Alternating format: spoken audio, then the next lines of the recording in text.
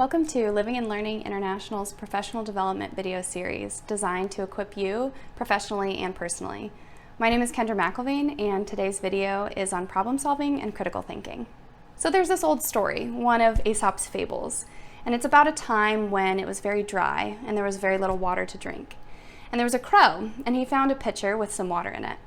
But the neck was too tall and narrow for him to be able to reach in to get the water inside. So he looked around and he finally dropped a pebble into the pitcher, and he kept doing this, and with every pebble he dropped, the water level rose a little bit until finally he could take a drink.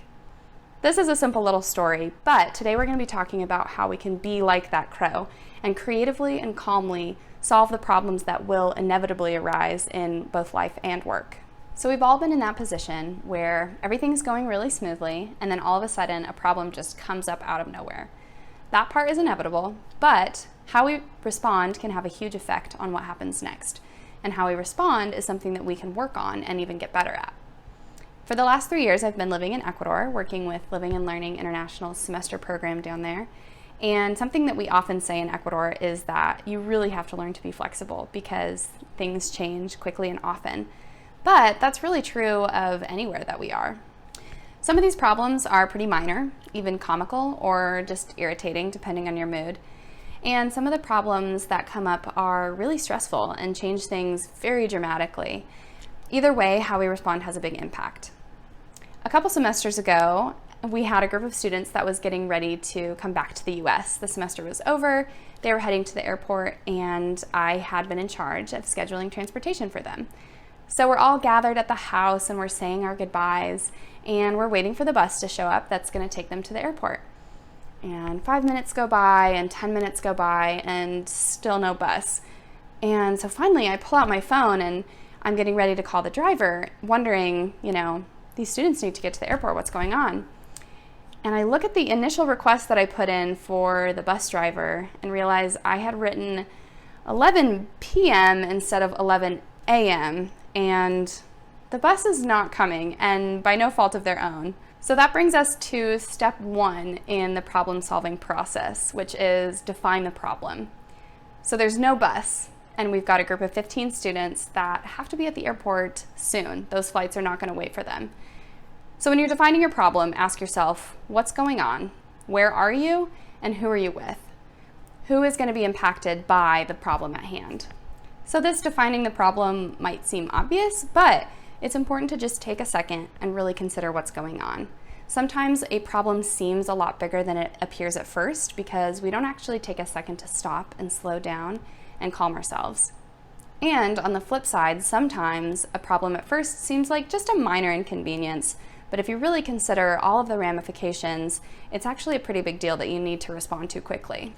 So I've defined my problem. I've got 15 students just kind of waiting for a bus that I know is not coming, and some flights that are leaving really quickly. So now that brings us to step 2 in the problem-solving process, which is think about it. What resources do you have available to you? What past experiences can you draw on that will help you solve this problem? Step 3 in the problem-solving process is to plan a solution. Now this is typically the step that we jump to the quickest or first. When a problem arises, we just want to think of a solution. But if you skip over steps 1 and 2, which are to define the problem and think about it, you're actually not ready to plan a solution. The first 2 steps are what allow you to just take a pause and calm your emotions and think about the problem so that you can plan a solution that's actually going to be successful. So, where do you need to move? You've defined the problem, and what's the first thing that you need to accomplish to get there? So I've defined my problem and I've thought about it. The bus isn't coming. I actually made a mistake. I've thought about past experiences in similar situations. I've thought about the students and the other people that this problem can affect. And I'm moving towards a solution. I know that we need to get the students to the airport as quickly as possible without stressing them out too much. So I'm starting to think through some potential solutions. Maybe we have some friends in the area that could drive them, or maybe there's enough taxis driving by that they could just jump into. Finally, I decide that the quickest and easiest way to get them to the airport will be through Ubers. So to organize all of these Uber rides, I quickly take account of all the students that need a ride and divide them up into groups, including their mini suitcases, and figure out whose flight is leaving first, who needs to get into the first Uber. Then I grab a couple staff members and see whose phone is charged and has the Uber app and get them to start ordering some Ubers. The planning process is going to come with some trial and error, and that's why the first 2 steps of this are really important to just calm you down and make sure that you're responding to what the problem actually is and with the information that you actually have. It's important to use your critical thinking here, and as roadblocks come and a would-be solution turns out to not be a solution, to just keep moving and to adjust accordingly.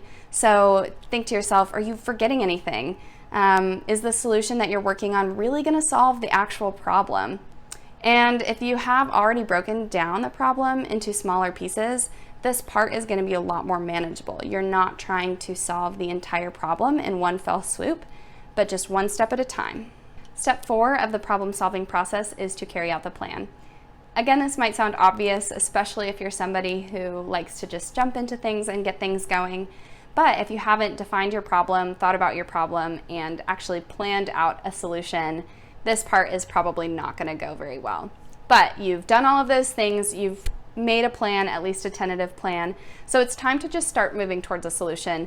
And if you're not like the person who just jumps in and gets things started, this actually might be really difficult. It's sometimes scary to take the first step towards a solution, but it's really important to step in, and even if it involves a little trial and error, to keep moving forward, keep learning from any roadblocks that come up, and then finally to implement it all the way. You can't just stop kind of halfway and give a half-delivered product at the end. You need to follow through all the way. Don't lose your steam. So at this point, we've made a plan to get all the students into Ubers. We've even divided them up into groups based on when their flights leave. And I have staff members that have been voluntold to order some Ubers for these students. So we set to work. And we even encounter some, pretty basic issues like a dead phone and an app that's not working and students who need other things in the middle of all of this. But we just keep going, and we try to stay really calm and stick to the plan, even if we have to creatively kind of pivot in a different direction during the middle of it. So looking back, I had definitely made a mistake. I said 11 p.m. instead of 11 a.m. and this small miscommunication made a big difference. So in the future, it actually caused me to pause and slow down and be really clear with my communication as I wrote emails and made requests for transportation. This isn't a time to be embarrassed or ashamed if you have made a mistake, but just to be humble enough to learn from it and not make the same mistake in the future. And if it wasn't your mistake that was made, to just really process, how did this problem come up? Did I respond well? How could I have responded better? How did my emotions hinder or help me in this situation? Finally, sometimes it does just help to set a problem aside for a little bit and come back to it later if you can. I know that a lot of problems you need to respond right in the moment very quickly, but if it's a bigger, more outstanding problem, set it aside, get some sleep. Problems tend to look a little less serious in the morning. Thank you for joining for today's professional development video. I hope it has been helpful and encouraging for you. If this feels like an area of growth for you, I just want to remind you that problem solving and critical thinking are things that we can grow in. So I would encourage you to intentionally track your progress as you more calmly and creatively solve the issues that pop up in your life. So just like the crow, I hope you continue adding pebbles even just one at a time until the water is high enough to drink.